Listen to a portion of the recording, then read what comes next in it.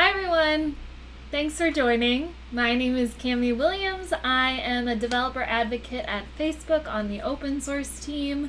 Thank you so much for coming to this video. It's nice to see all of you. I'm sure most of you have been following along with this series, but if you haven't, we are building a web application that's connected to a PyTorch neural network hosted on AWS SageMaker. Woohoo! And this is the last episode. I'm sad, but there will definitely be more.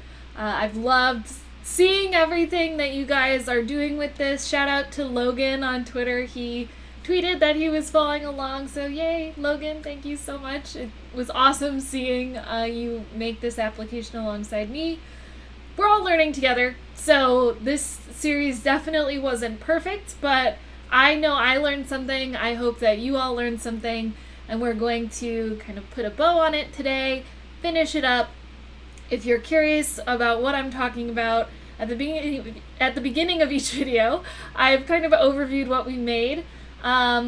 There is a blog post that you can utilize to follow along that we're doing. Oh, oops, my green screen is not cropped all the way. Sorry about that. I'll try and be cognizant of that. But, oh, hi, Surab. Nice to see you.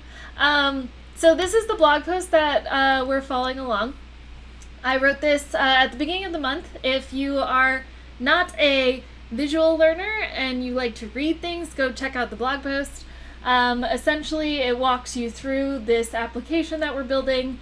It is an application where you write handwritten numbers. Those numbers would then correspond to different digits of pi. It's a little hard to see, but over here the digits of pi will show up. Oh, thank you for watching. I appreciate watching. Okay, so what we've done thus far is we have hosted a PyTorch model trained on the MNIST dataset, trained on a handwritten numbers dataset on AWS SageMaker. Then we created a Lambda function where we can send multidimensional arrays depicting what an image of a handwritten number looks like to our model, and then the model sends back a digit. Well, it sends an array of digits. Each index of that array represents a digit that it's corresponding to. So the 0th index represents the number 0, the 9th represents the number 9. The highest number in that array would then be the number that the neural network is most confident on for what that image represents.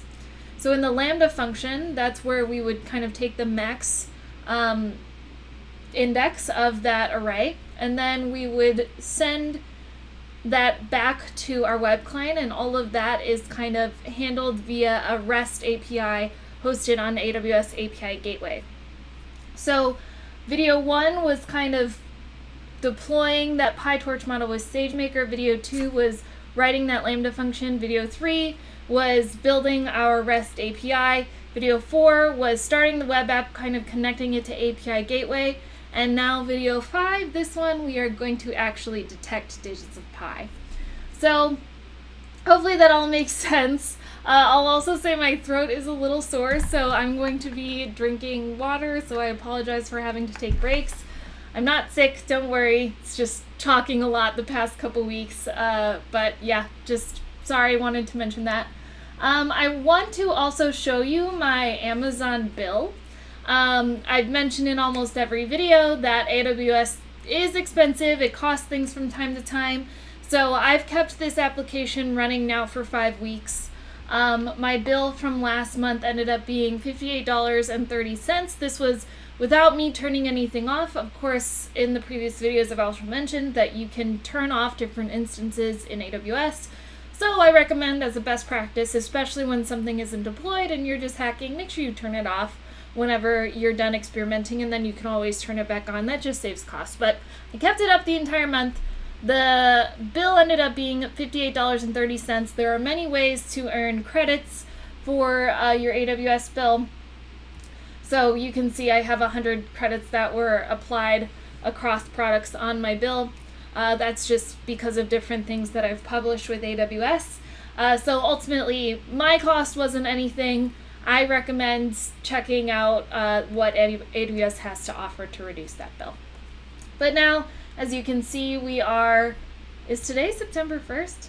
September 2nd, okay. We are 2 days into September, yay, fall, and our bill currently is $5.57. So, again, it's on. I'm going to probably turn it off after this video, sad, assuming we get everything done, but that's what my bill is. Hopefully yours is not that high. So, okay, moving on. Last week, if you watched the video, we started to build this web client. This little cyan box is where we can draw numbers. So if I just draw the number 1 and then click enter, it thinks the number is 8. Something is coming back from the API though. We can try again. 4 is kind of always hard to detect. Thinks it's a 2. We'll draw a 2 just for fun. Thinks it's a 1. Okay, so things are coming back, like I said. It's not correct. So what I want to kind of accomplish in this last video is fixing this to the best of our ability. It might be a little bit tricky, so if I can't get it after maybe say 10 or 15 minutes, I do want to move on. But then I want to be able to, similar to the web app that the blog talks about, I want the user of this website to be able to draw a number, and if it corresponds to a digit of pi, then for that digit to appear. It's essentially a way to train yourself learning pi.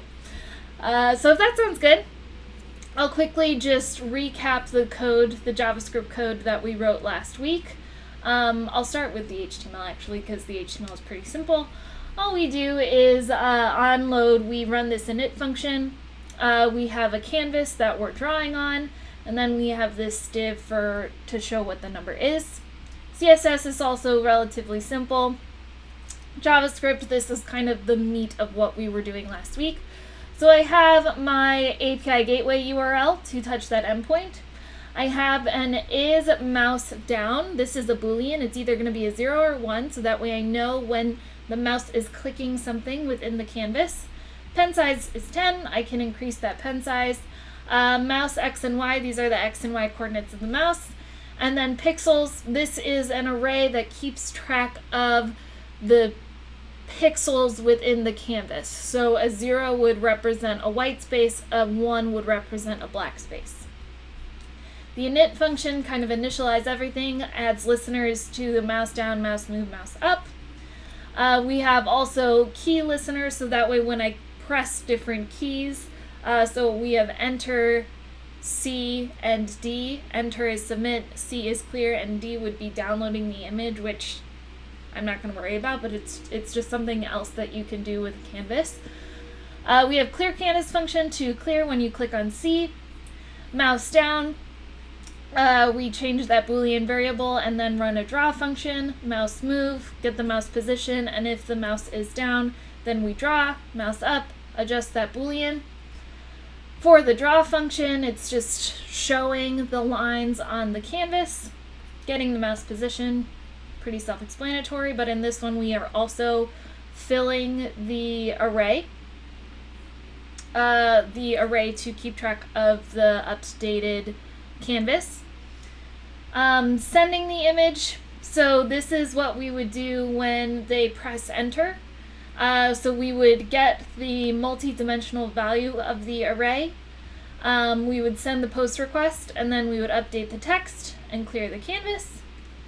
And then sending post request, this is just pretty standard. It's an async function where we would send the post request to the URL.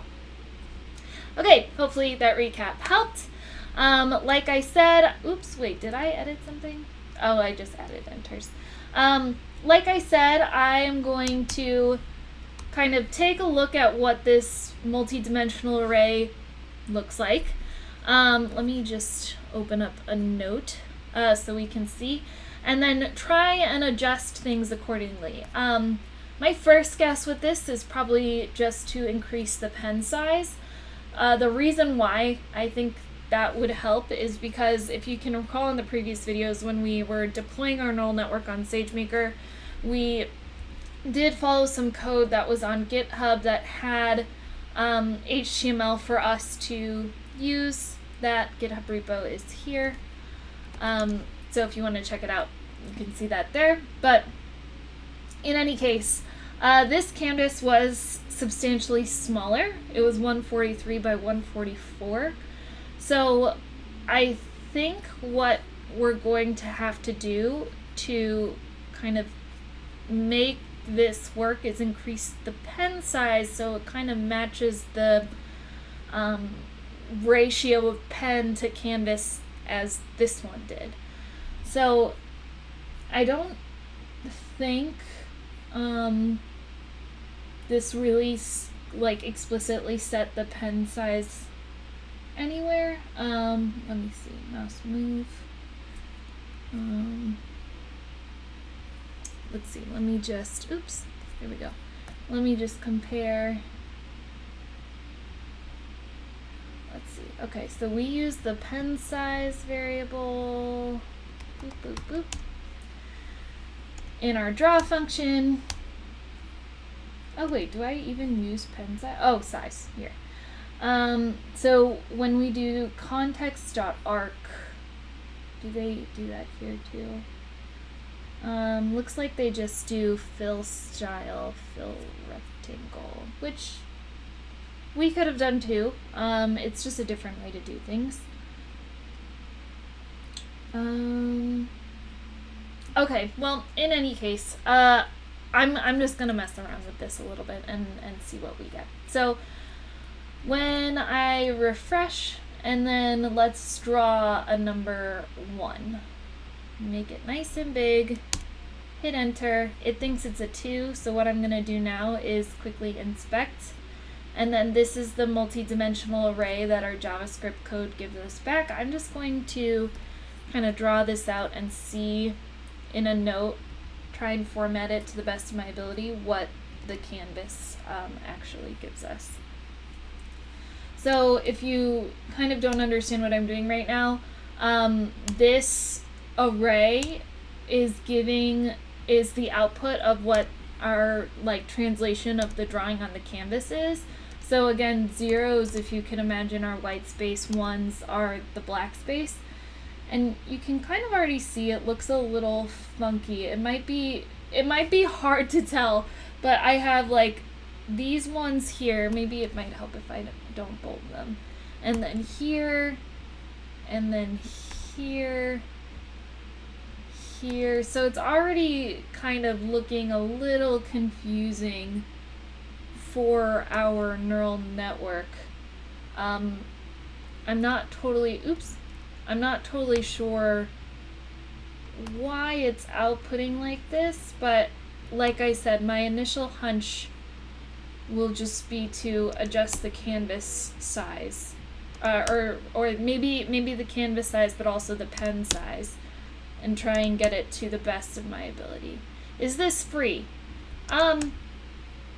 Yes, kind of. I showed my AWS bill at the beginning. So my AWS bill from last month was about $58. But that was me keeping it on all month. So I think you can do a lot of this in a day if you watch all of the previous videos in a day, for free. And if it's not free, it might cost like $2 or so. Okay, so if you can still see kind of what I'm doing, the canvas is doing something really funky. I don't know why we're having like these ones appear elsewhere, but it's very wrong. And it kind of makes sense why the neural network thought it was a 2. So it's definitely not an error on the neural network side. It's definitely an error on my side. This just is starting to look like a music note. It looks kind of crazy. I'll finish this up really quick though, just so we can see. But something that might also be helpful to count is the dimension here. So let's just see really quick. We have 1, 2, 3, 4, 5, 6, 7, 8, 9, 10, 11, 12, 13, 14, 15,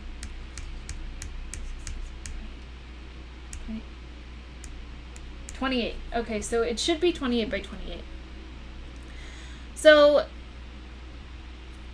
I think, again, let's just update the pen size. So in this initial code here, it looks like the canvas was 143 by 143, or 144, or 140 by 140. The pen size, I might have to look it up, but I think it's probably just 8. So if we do 8 over 140, it's 0.06-ish. So I'm going to, my canvas size is, I believe it's 400 by 500. Yeah, so first I'm just going to make it 500 by 500. And then I'll do 8 divided by 40, 140 times 500. So we'll try making the pen size 30 and see if that helps. So it might look a little bad, but we'll see. Let's just try drawing our 1. Okay. And it's a 1. Let's draw our 3. And it's a 3. Okay, so that helps. Yeah, that kind of gave us exactly what we were looking for. There's a 4, great. I'm going to kind of try and scale this down a little bit, actually. So I'll do pen size of 23 and then a canvas of 400 by 400. Let's try that. Pen size of 23. Let's see, I don't think, yeah, okay. 400 by 400. Cool. Let's draw a 4. It thought that was a 1. Exciting. Let's draw a 3. It thought that was a 2. Okay, I think I was probably better off. Let's see. Did they do an actual square? Yeah, they did. I think I was better off with the 500 by 500 and a pen of size 30. So I'm not going to fix something that isn't broken and just keep it as that. Yeah, let's do that and try again. So this is our 3. Let's try drawing a 5. Thought that was a 0, but that was a bad 5. Let me try again. 5. There we go. Okay, cool. Let's see. I see a comment. I have a PyTorch classification server using API, and I have deployed a React Native app that can host on AWS SageMaker for free. Doing a great job from India. Please clarify me. Oh, I see what you're asking. Okay, so you have a PyTorch API that you have developed. If you're asking if you can host the PyTorch model on SageMaker for free, I would recommend looking at the SageMaker pricing model. So in this pricing model, you can, it really depends on the neural network that you're hoping to deploy. So in this example, I am using the MLT3 medium.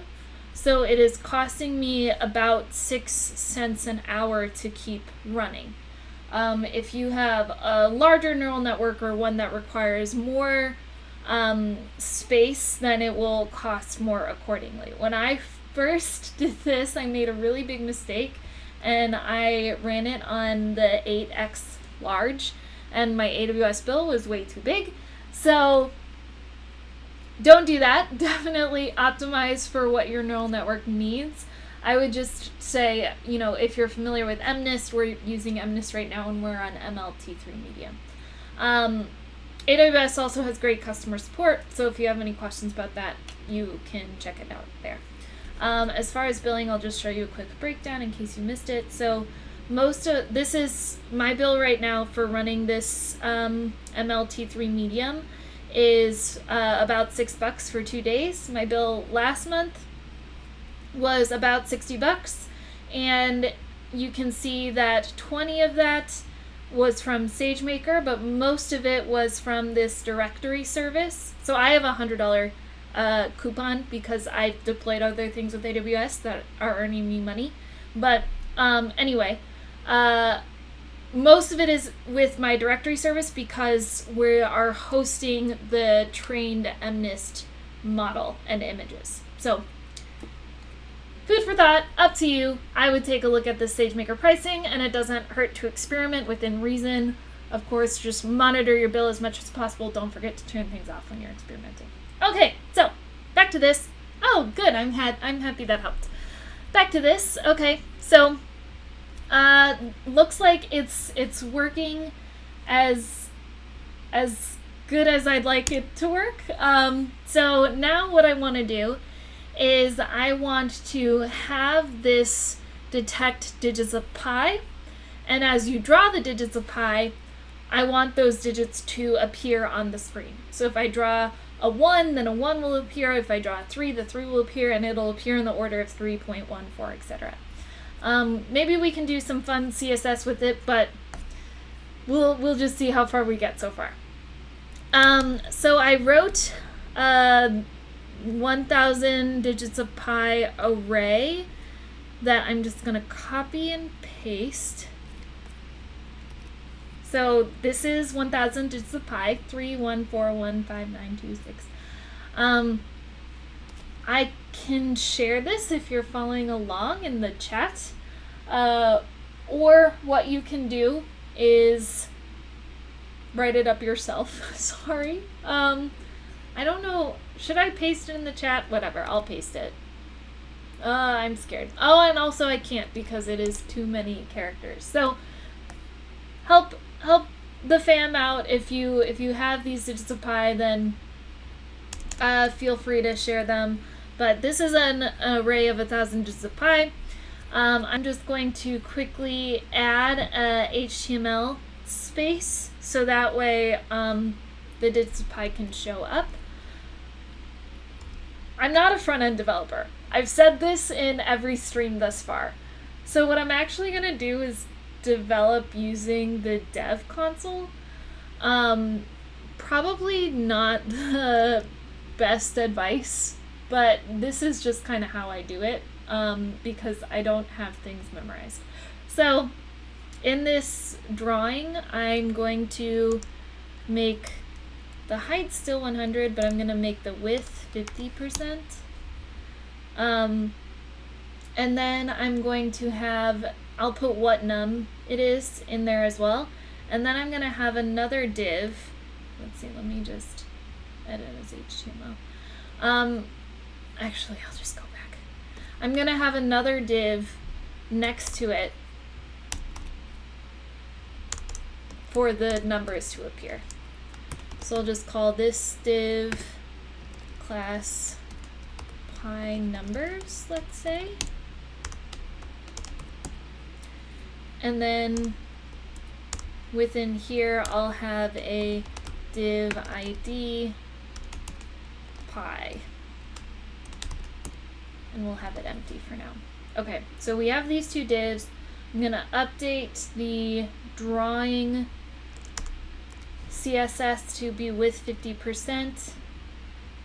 And then I'm going to update pi numbers to be 50%.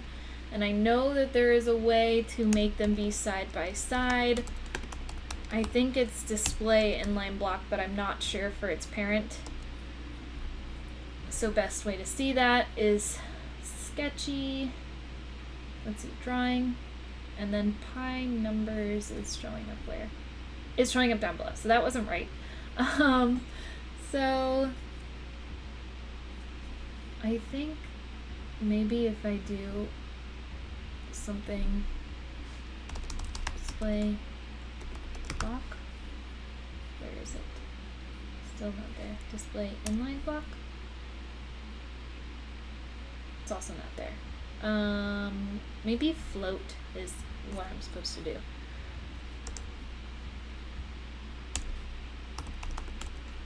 Float left, and then float right. Hey, that's something.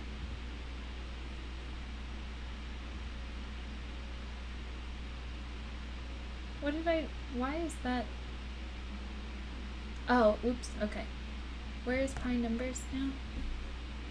Cool, okay, that worked. So we have drawing on the left, we have pi numbers on the right. I'm going to adjust their height in a minute, but again, we're working through this. Okay, so now I'm going to write the logic so that whenever a number is drawn, if it equates to a digit of pi, we will make that show up.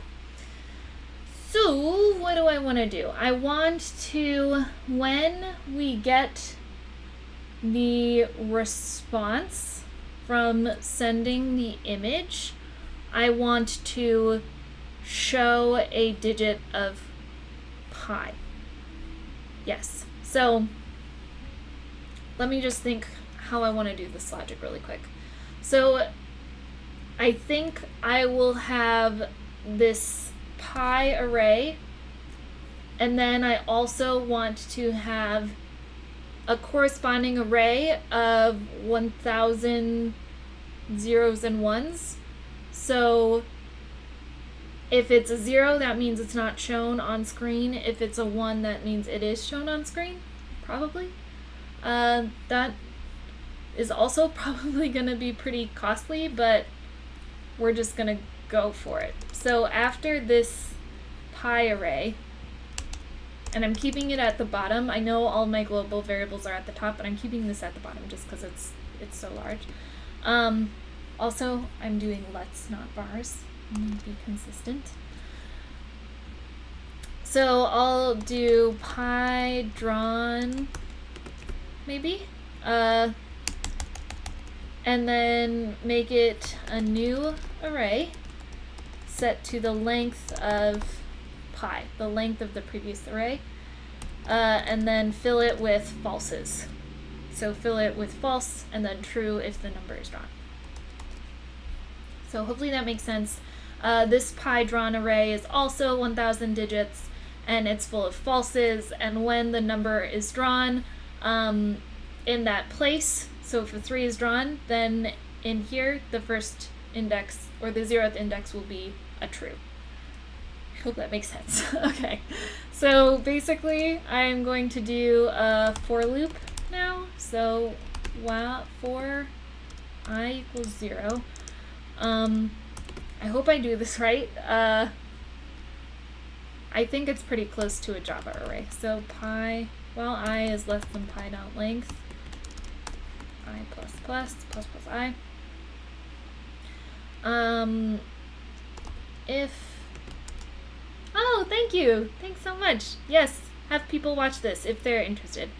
So if num, so meaning if the number that we got back from the response is equal to pi at I and not pi drawn at I, so and if pi drawn at I is false, then document.get element, get element by ID. Okay, this is actually going to be interesting. So at this point, I kind of need to give every digit a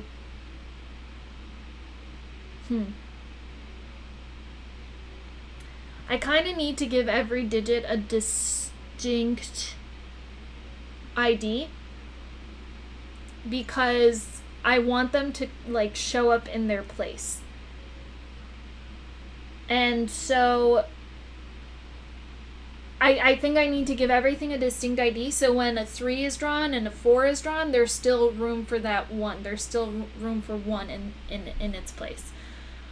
So let's just do like ID name is equal to pi num underscore I, so the ith digit.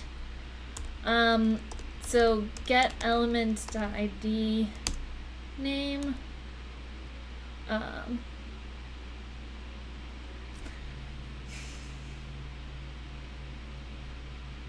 So they kind of already have to be rendered on the screen, and then it's just a question of like hiding them or showing them, I think, rather than filling them. Because originally I was going to fill it like what we did with what num, but I think we're just going to have to like hide and then show them, which is fine.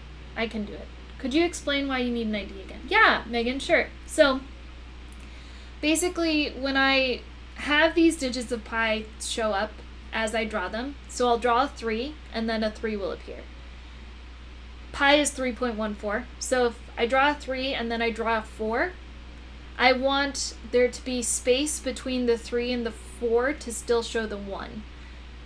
So what I'm thinking I would do is have these digits on screen already, and then have them hidden with CSS. When the digit is drawn, flip the CSS to show the number corresponding to this ID name. Let me see if... Let me write it. I'll try and explain it as I write it. I'm going to comment this out now. We'll get back to the actual CSS of it, but let's just finish the JavaScript logic. So pi drawn, then at I, we would set as true, meaning it's drawn, and then we'd break out of the for loop because we found the number. So from here, what I'll probably do when we initialize our function, I'm going to have all of the numbers rendered on screen, but then have a class on them that hides them. And then when we draw the number, the class will be flipped to show. Yeah. So I'm going to do digits of pi, we'll call it. And this is in init. So again, when it's rendered, we'll get element by ID pi. So it'll be this space.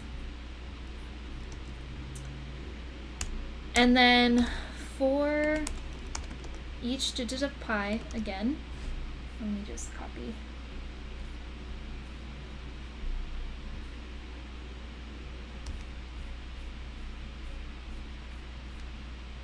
So for each digit of pi, we're going to set the ID name again. So it'll copy, sorry, I'm all over the place. So we'll copy this ID name. So each digit again has a unique ID name. And then I'll do digits of pi. Oops. Dot inner HTML plus equals. Do a div ID is equal to ID name.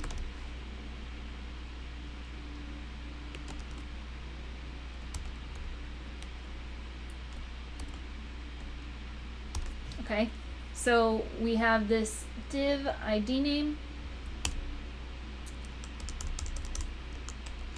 plus equals. Then we'll do the digit of pi. And then we'll close the bracket. So, like that.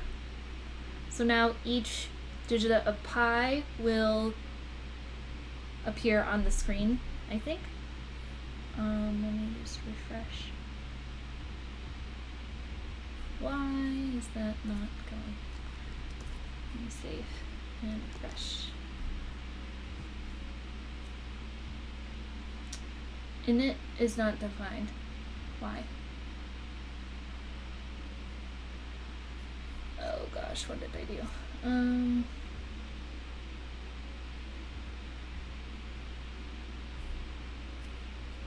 See, looks like I broke something.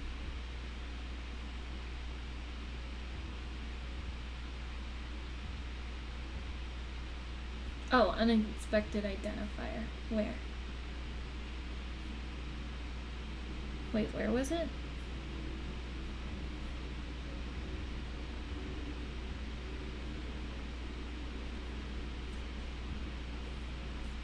Line 40. Oh, oops, I forgot to do a plus. Close. Okay, let's try it again. Invalid left hand in assignment. Oops.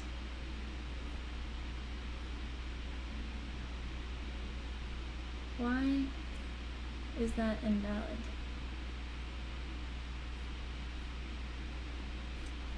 It's supposed to be a string.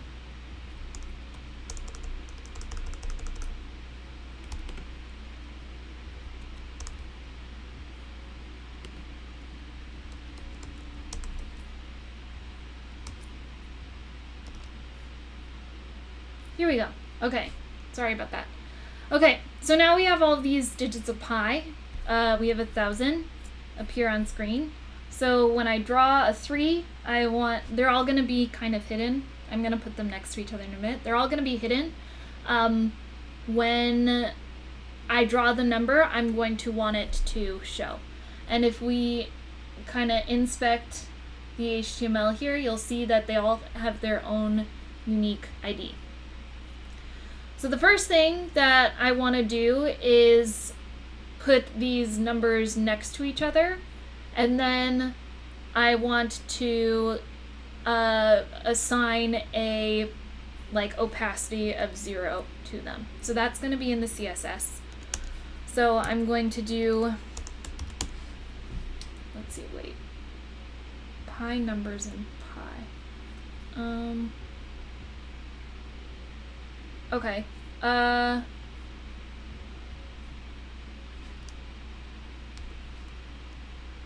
Yeah, I want to assign the same class to each of them, even though they each have different div IDs. So I'm just going to do class digit, we'll call it.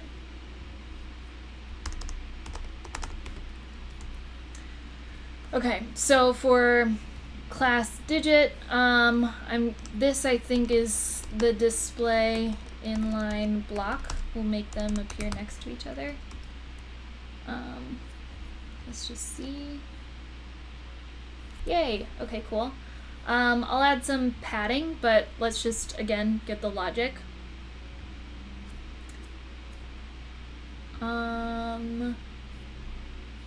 So now back down here. Oh, and then I want to also add that hidden attribute to it. So I'll just do hide and then opacity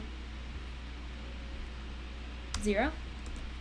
And then I'll also do a show. So opacity 0 means it's hidden, opacity 1 means it's shown. The reason why I'm doing opacity versus visible, I believe, is the other CSS attribute, is because I still want the placeholder there. How do you get into Facebook? Oh, networking is definitely how you do it. I think where it's to our benefit right now, where a lot of events are virtual. And so I would just say go to a lot of events, try and get involved. in that space, I also think, you know, if you're specifically interested in Facebook, I would check out our open source offering and start contributing to it if you're interested. I made a video how to contribute to open source, mini plug, and so if you want to see that, you can go ahead and check that out. Okay, so now in the send image, once we have that digit drawn, I am going to add the class name digit show. So down here it's digit show, up here it's digit hide. So now when I refresh, all the digits should be gone, but when I draw a 3, let's see, and hit enter, the 3 shows up, yay! And let's draw a 5, just to show that it's in its place. Okay, I thought that was a 2. Maybe we'll draw an 8, 1, 4. It also thought that was 8, but you get it. So now these digits are appearing. Okay, and that's basically the core functionality of this application. I think the rest of this is mostly just like CSS. I can put the dot. I should probably put the dot. So let's do if I is 0, then we'll do digits of pi inner HTML, boom, and we'll set this to a dot. I think I can just do that. Dot. Oh wait, no, I'm gonna set this as, sorry, I'll call this one pi dot, let's just say, and then dot there. So then down below, if I is 0 here, then we'll set pi dot as show. So if I is 0, and this is true,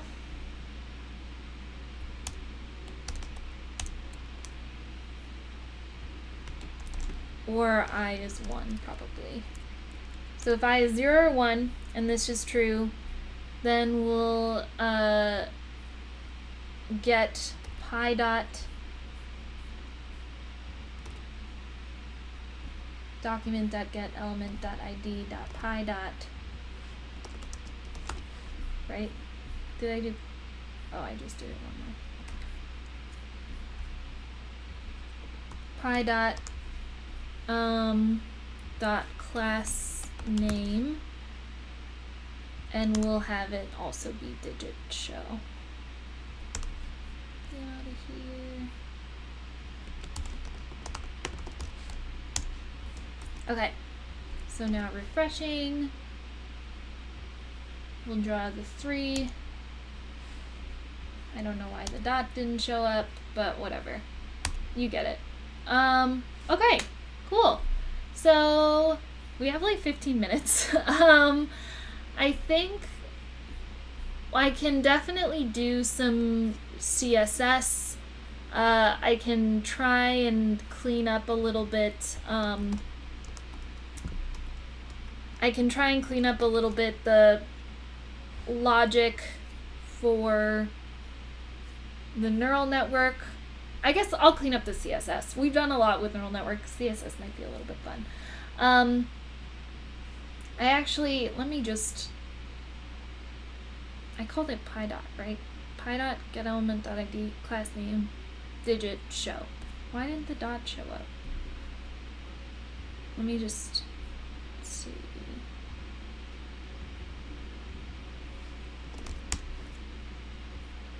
So there's the dot. Why didn't it show up there?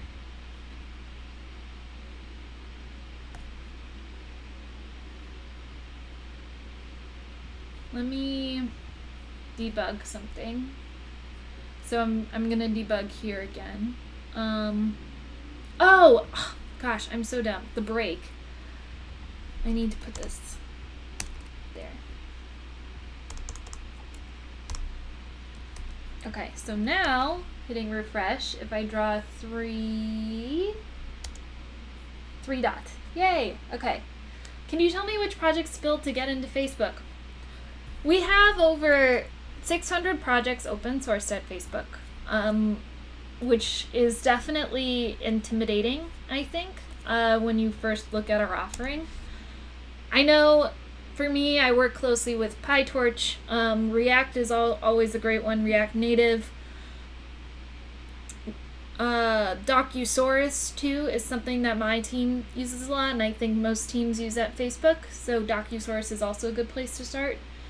There are a lot. I would say if you're specifically interested in open source, contributing to open source definitely gives you a lot of visibility. A lot of people use our open source products, but not a lot of people contribute to them, relatively speaking. So I would say if you're interested in working at Facebook, start contributing to our open source projects. Docusaurus is a great place to start. That's what I would recommend. I'm going to put an animation on the show so it will kind of fade in as it shows. So I'll just do like a Webkit transition. The IDE I'm using is Sublime. I really like it because it has a nice autofill that isn't too invasive. Webkit transition, opacity, 1 second, linear. So we're just transitioning the opacity. I can do Firefox later, but for now, let's just show you. 1. Okay, so I thought that was a 6, but you can see it's kind of getting worse. I don't know why it thinks that is an 8, but it does. Maybe I'll try drawing a 1 like this. Thought that was a 2. Thought that was a 7. Okay, it's kind of getting worse. I think that's okay, you know. We can check on a couple of those things. I'm also not being very careful while I draw. Maybe it'll think this is a 2. It did. Okay. So now if I draw a 1, thought that was a 3. Maybe I'll draw a 1 like this. Thought that was a 1. Okay, so I think when you draw too quickly on the canvas, it might not catch every pixel. So draw carefully, and it works. This is a prototype. Let's add a little bit more CSS for fun. I want to space out the numbers a little bit.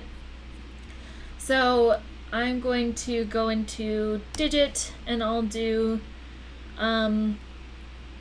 let's just do margin left 5 pixels.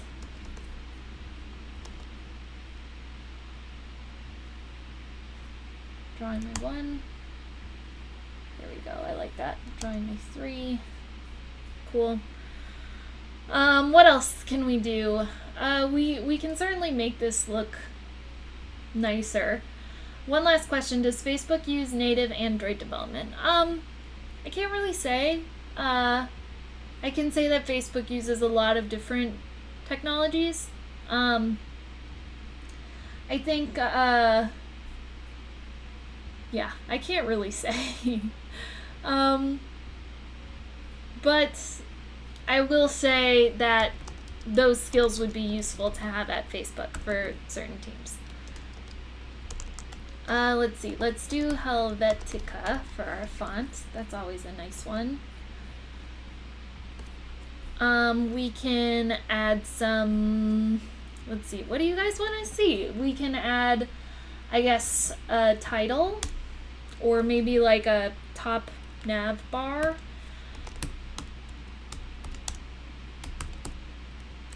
So the other thing I could do is I could just copy the HTML and CSS from this. Maybe I'll do the border around the canvas. I think that'll be a cool addition, and then I'll just copy over the rest and explain some things. Okay, so I think that'll be for this canvas. I want to add a cool border, so I'll just do div class canvas border.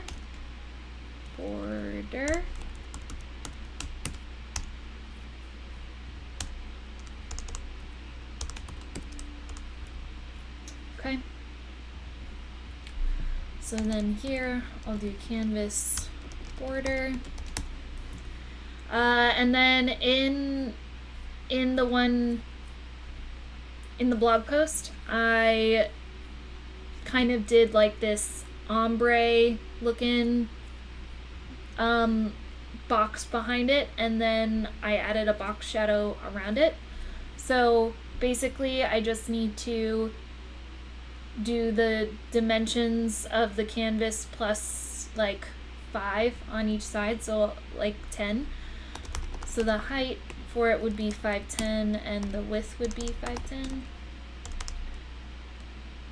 Please make a full playlist. Yeah, happily. I will make sure all of these videos are in a playlist post this stream. Oh, it's nice. I'm glad that that's so cool that you're 14.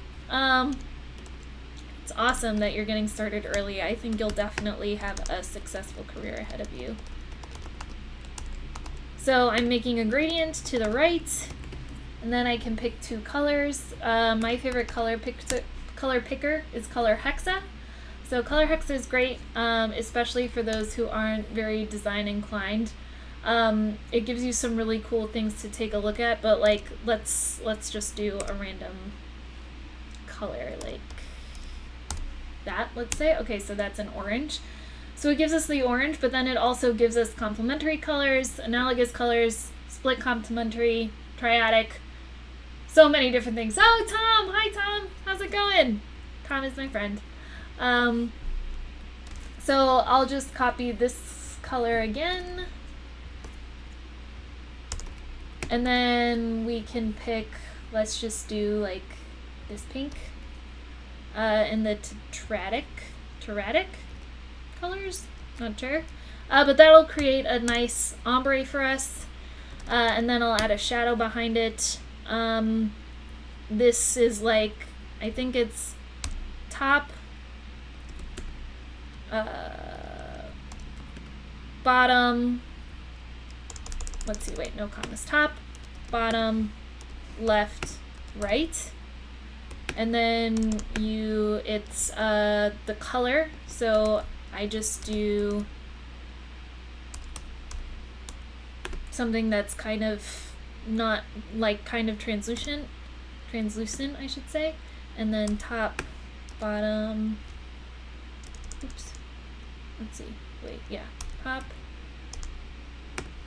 bottom, left, right, and then RGBA.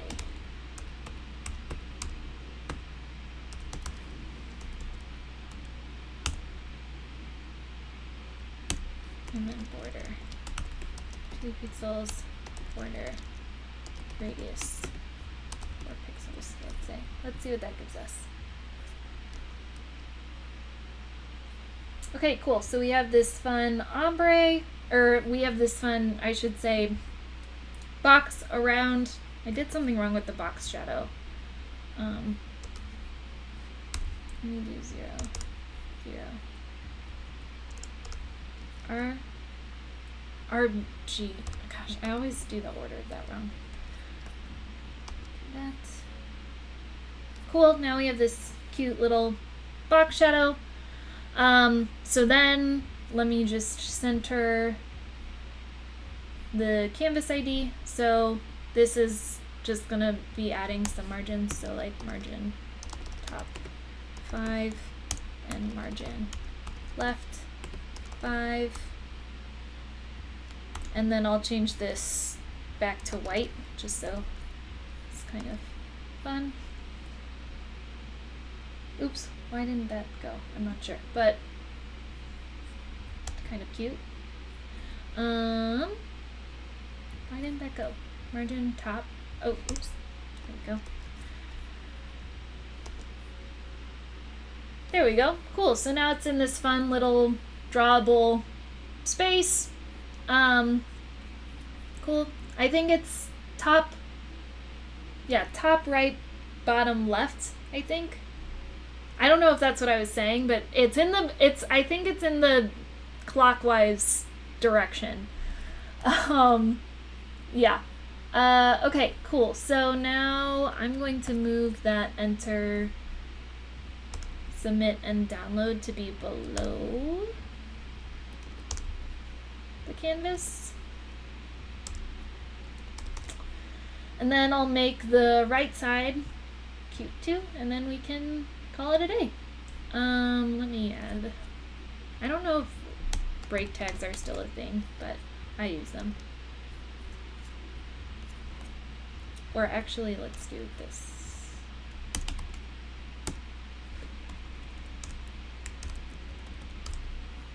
And then a break.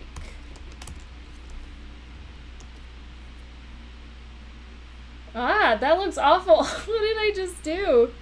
Oh my gosh. Wow, that was a really bad choice. Don't follow me. Learn from my mistakes. Break.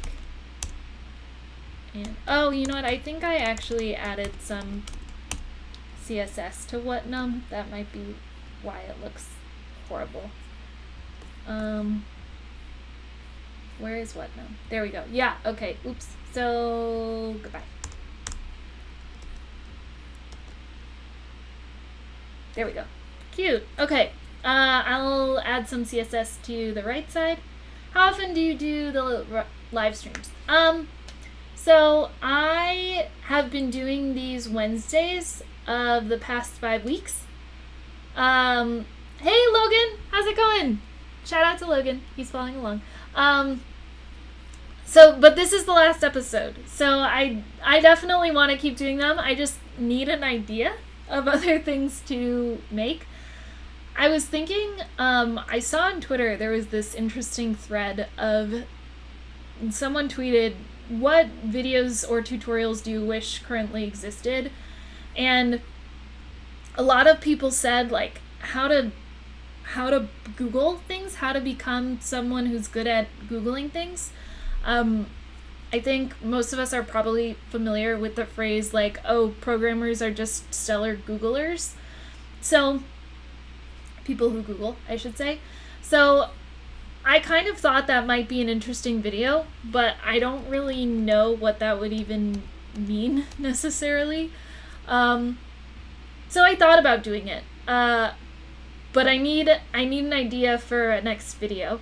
I've also kind of been experimenting a little bit with AR VR stuff, which I know Tom, my friend who's watching, is really, really good at that. So Tom, I might have to pick your brain. But yeah, I don't know. If anybody has any good ideas, definitely reach out. A Sudoku solver would be cool, using backpropagation. Yep, that would be awesome. I'm definitely interested in still doing ML stuff, but also very, very open to kind of stepping away from that and looking at other things. Cool. So I think the next thing I want to do is kind of just add some cool coloring to the digits of pi, and then I can wrap up. I'll go a little long. It's fine. It's the last episode. Why not? So in the blog, I did something kind of fun where I made the digits of pi a gradient. So each color was a different, or each digit was a different color corresponding to a gradient. So I did that using like query selectors. So let like all numbers be equal to document dot, this is in the init function again. So document dot query selector all, and then we'll select the digit. So now all numbers contains all of the items in the digit class. So then I can loop over them and apply a color to them. So all numbers dot length. So then I can do all numbers at I, which would just give me that digit, and then set their color. Dot style dot color. And then I can start iterating over an array of colors to make it a gradient. So again, why I love this website, I can click on a color and then get all of these gradient colors. So I'll do that really quick. Let gradient equal to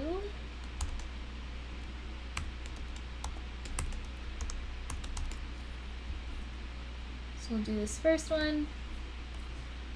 Ooh, actually I kinda, well, no, I'm gonna stick with this color blocking.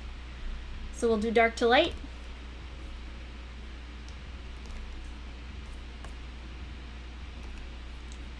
Yeah, Color Hex is definitely the bomb. There's also this website called Color Lovers.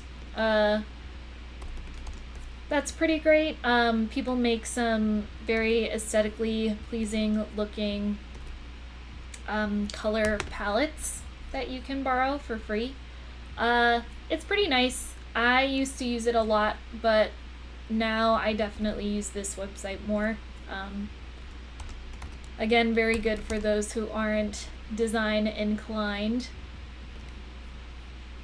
Asked to work for a quest and you do, ooh, VR dev would be fun. Yeah, maybe my next series will be just like learning VR. I think that would be cool.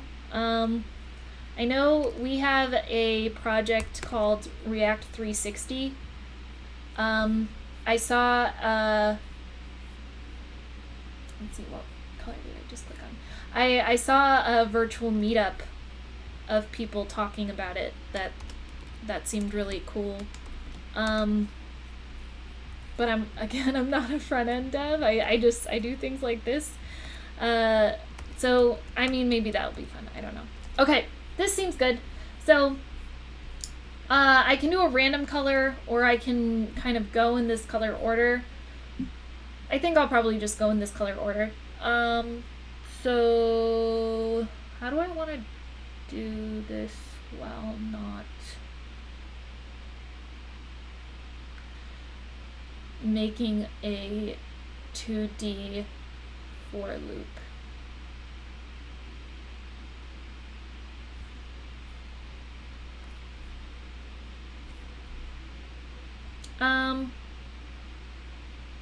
I probably just will, just for the sake of time. So no.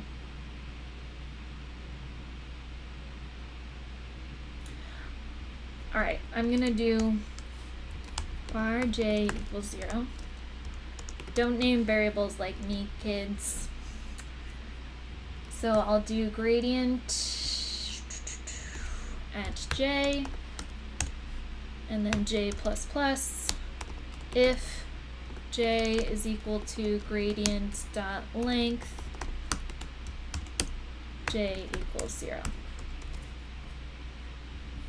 Okay, so now the numbers should appear blue in a gradient. So if I do 3,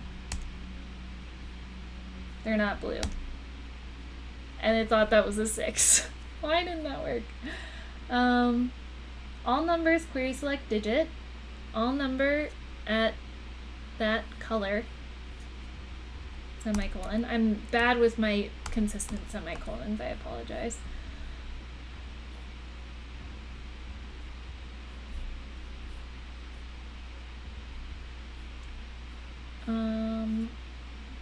Digit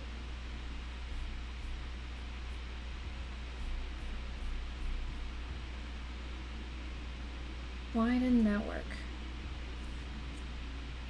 All numbers, query selector, digit. Select all of the digit numbers. Set their color equal to my color. Then party.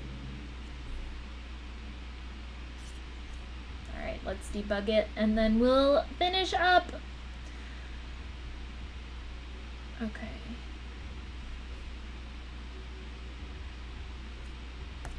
So I'm going to refresh. All numbers is a length of 0.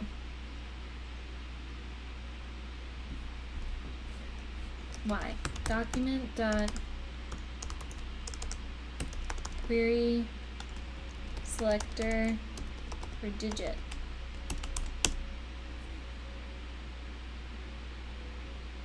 Why?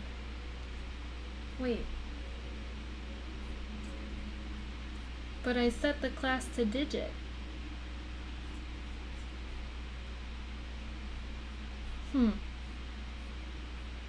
That's curious.